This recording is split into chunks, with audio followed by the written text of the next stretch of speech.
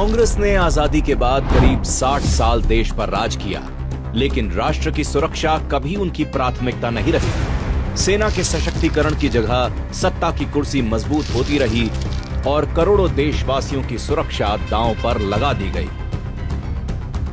आजादी के तुरंत बाद सेना की ताकत को कमजोर करते हुए नेहरू सरकार ने जीप घोटाले को अंजाम दे दिया।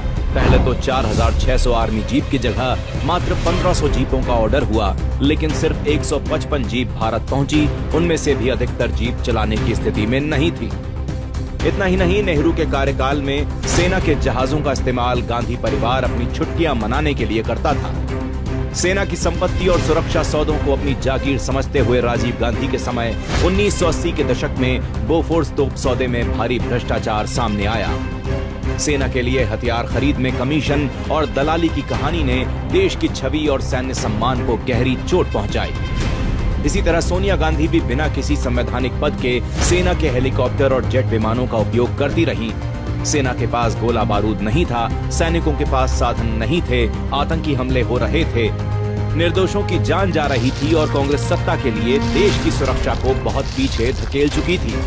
लेकिन 2014 में राष्ट्र प्रथम के संकल्प के साथ देश में मोदी सरकार का दौर शुरू हुआ, जहां तीनों सेनाओं को फौलाद की तरह मजबूत किया गया।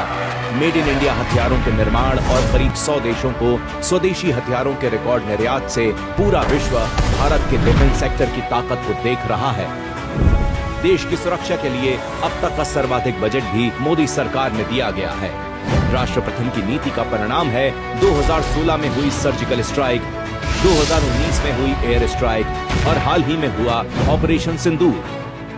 दुनिया ने भारत की सेना के शौर्य को देखा और नए भारत ने स्पष्ट संदेश दिया कि राष्ट्र की सुरक्षा के साथ किसी प्रकार का कोई समझौता स्वीकार नहीं किया जाएगा।